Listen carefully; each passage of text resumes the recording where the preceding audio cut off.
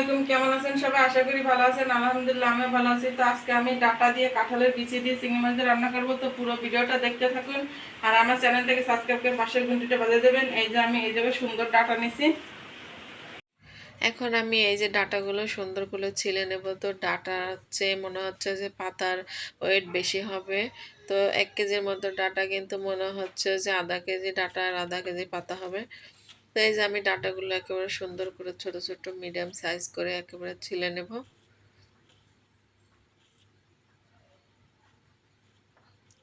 আর এই ডাটাগুলো দেখতে মনে হচ্ছে যে মিষ্টি হবে আর ভালো। অনেকগুলো ডাটা আছে যে নোনতা নোনতা পানি পানি লাগে, খেতে ভালো লাগে না, কিন্তু এই ডাটাটা মনে হচ্ছে যে ভালো।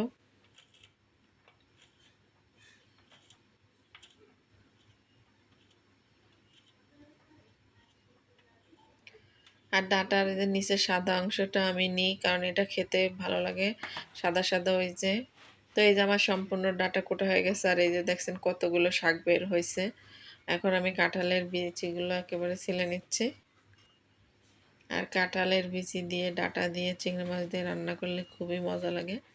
তো এই যে আমি কাঁঠালের বিচিগুলো এইভাবে করে একসাথেই ছিলে নিচ্ছে। অনেকে আছে যে খোসাটা ছাড়িয়ে তারপর অন্য কিছুতে ডলা দিয়ে সাদা পরিষ্কার করে, কিন্তু আমি একসাথে এইভাবে ছিলে নিই। তো এই যে আমি সব তরকারি একেবারে কুটে ধুয়ে চিংড়ি মাছ ধুয়ে একে রান্না করতে চলে আসলাম। তো কড়াইতে আমি প্রথমে তেল দিয়ে তার ভিতরে ঝাল পেঁয়াজ দিয়ে দিচ্ছি। আর এখন তো সব ঘরে কাঁঠালের বিচি থাকে, তো কাঁঠালের বিচি ভর্তা রান্না করা, অনেকে ভুড়ি দিয়ে গোশ দিয়ে রান্না করে খেতে খুবই ভালো লাগে। তো এই যে আমি ঝাল পেঁয়াজগুলো একেবারে বাদামি কালার ভাজবো। আর ঝালগুলো মনে হচ্ছে যে লাল সবুজের বাংলাদেশ। তো এখন আমি এর ভিতরে আদা বাটা, রসুন বাটা, জিরা বাটা দিয়ে একটু পানি দিলাম যেন পেঁয়াজগুলো পুড়ে না যায়। তার ভিতরে দিয়ে দিলাম পরিমাণ মতো হলুদ, লবণ, ধনের গুঁড়া দিয়ে এখন আমি করবো কি মশলাটাকে সুন্দর করে নাড়াচাড়া দিয়ে ভালোভাবে কষাই নেব। আর মশলাটা যত ভালোভাবে কষাবেন দেখবেন যে তরকারিটা খেতে তত ভালো লাগে, টেস্ট আসে। তো এই যে আমার মশলাটা একেবারে তেল ফুটতেছে, তো তার ভিতরে আমি এখন চিংড়ি মাছগুলো দিয়ে দিছি। তো মাছ এখন প্রচুর দাম। তো এই যে ছোটো ছোটো চিংড়ি আর অল্প অল্প করে হিসেব করে চলা লাগে, কারণ দেশে যে সব কিছুই একেবারে যে পরিমাণে দাম, তো চলাই দুষ্কর। তো এই যে চিংড়ি মাছগুলো আমি সুন্দর করে একেবারে মশলার সাথে ভাজা ভাজা করে এখন আমি এর ভিতরে এই যে ডাঁটাগুলো দিয়ে দিলাম, ডাঁটা, আলু, কাঁঠালের বিচি। আর দেখতেও কত সুন্দর লাগতেছে তরকারিটা। এখন সুন্দর করে আমি নাড়াচাড়া দিয়ে মশলাটা একেবারে সুন্দর তরকারির সঙ্গে মিক্স করে দিয়ে তারপরে করব কি একটুখানি পানি দেবো, দিয়ে ঢেকে দেবো।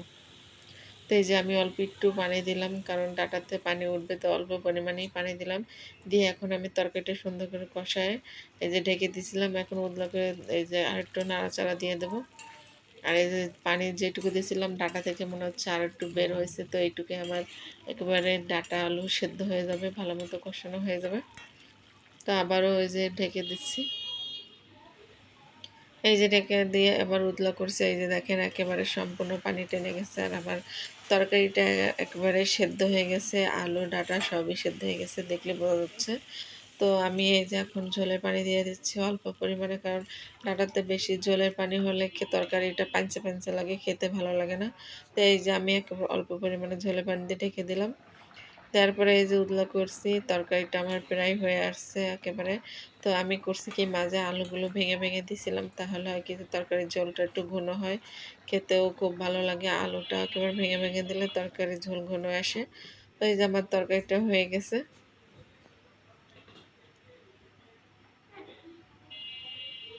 এখন আমি এই যে তরকারিটা নামাই নিচ্ছি। আর এই যে দেখেন একেবারে বেশি ঝোলও না, একেবারে কমও না, মিডিয়াম। তো এই যে রান্না বাড়া শেষে আমার ছেলেকে খেতে দিয়েছি, সে খাচ্ছে। তো আজকের মতো ভিডিওটা এই পর্যন্তই। সবাই ভালো থাকবেন, সুস্থ থাকবেন। আল্লাহ হাফেজ।